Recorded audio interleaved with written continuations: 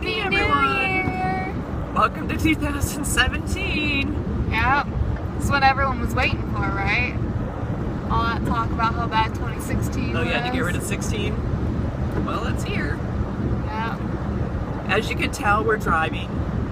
It is January 1. We just spent a really great weekend with our friends over at Eight Owls and did a reset retreat. Is that what it's called? Yeah.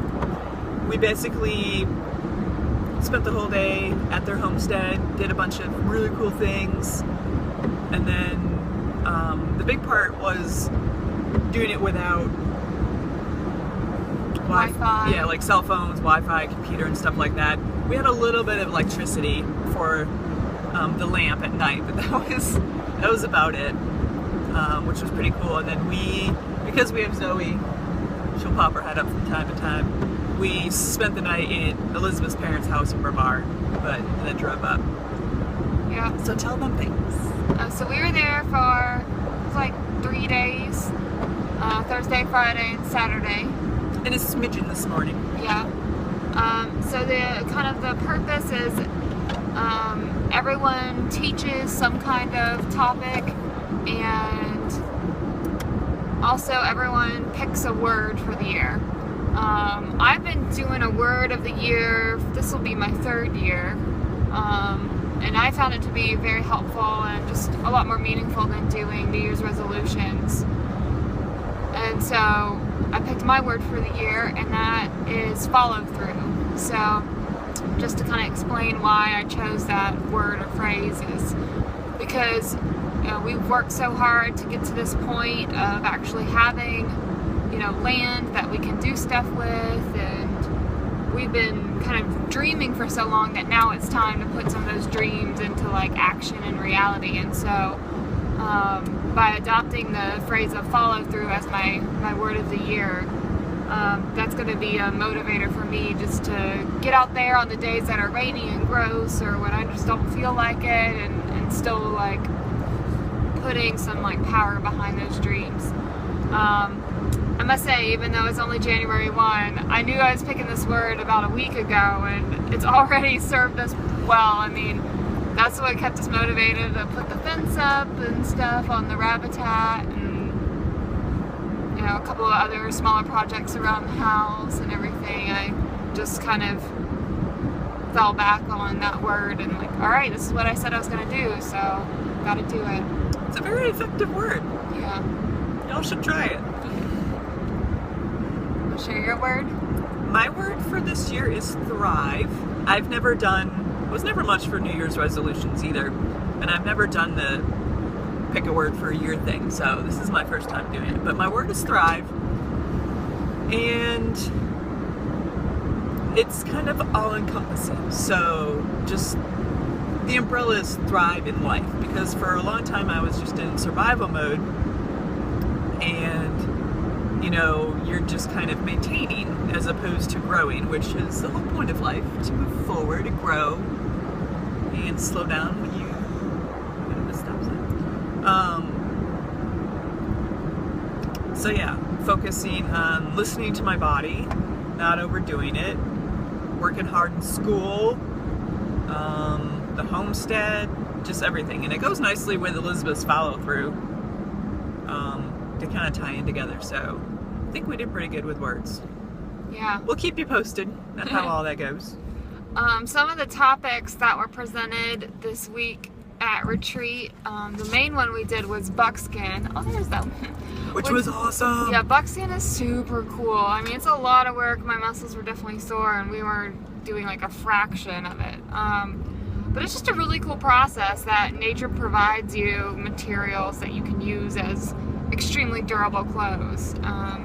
Mika was telling us that if you have a buckskin outfit and you take good care of it, it can last 100 years, which is just kind of mind-blowing, especially in the face of fast fashion today, and clothes barely holding up a season, let alone multiple years and a decade and a century. So that was really cool to see that process and just how, I guess, minimal the tools are that are needed for that. I mean, we really use the same, post and blade and and then our hands, and that's pretty much it. And so that was really cool to see. Not something, I would have necessarily pursued on my own, but now that we know how to do it, like, I'd be down.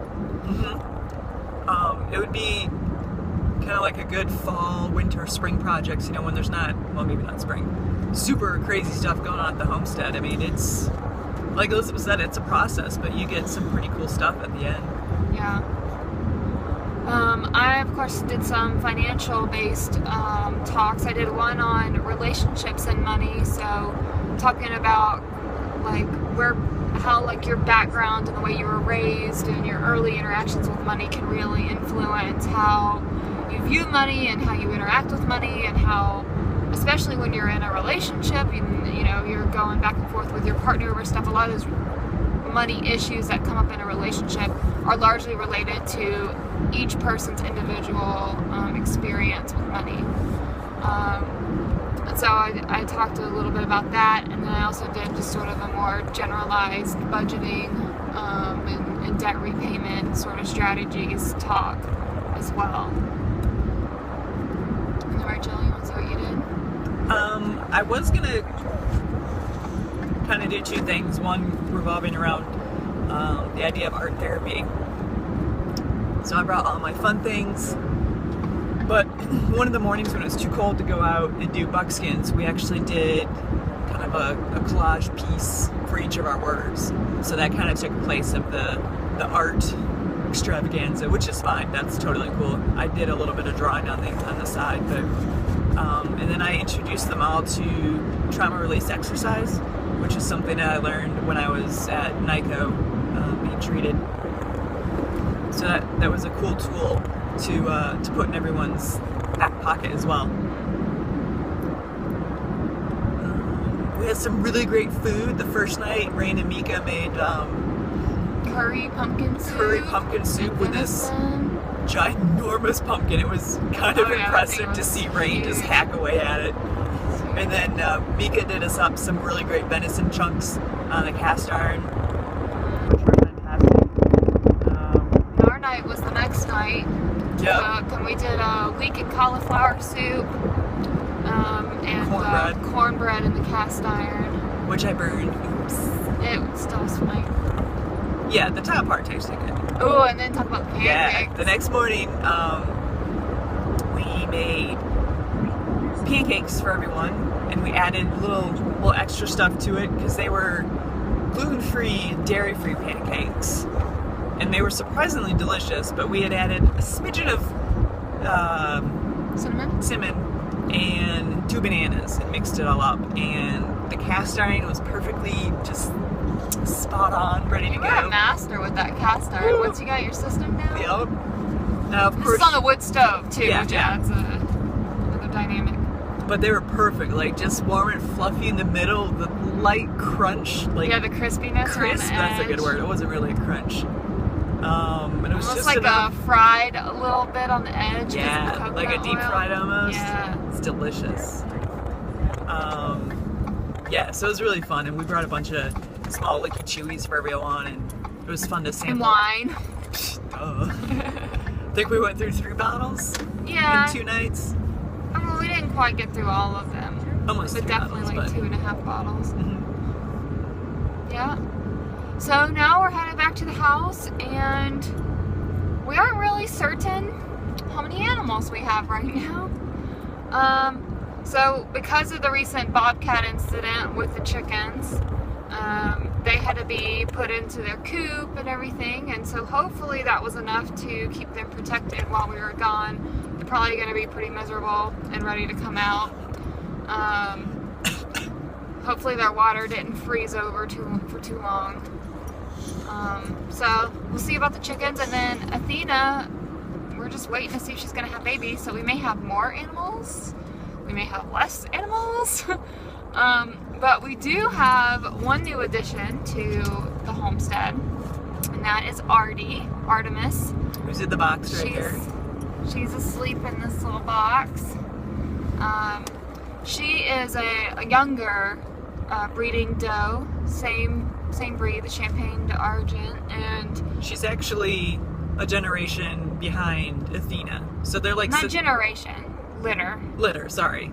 Yeah. One step down. So she's Athena's full-blooded sister, same mom, same dad, just the next litter. So she was born a little bit before Thanksgiving. So she's a little bit smaller than Athena. We'll take some pictures of them, you know, together so you can see the size comparison. So back when we first got Athena, we realized it would be nice to have, you know, another rabbit for Athena to be with, because she came from a colony setting where she was certainly not by herself, and so that's why we wanted to go ahead and get one more doe for now. And then sometime in the spring, when we're ready for, you know, breeding operation to begin, then we'll go ahead and get a buck from somewhere else, so it's not related.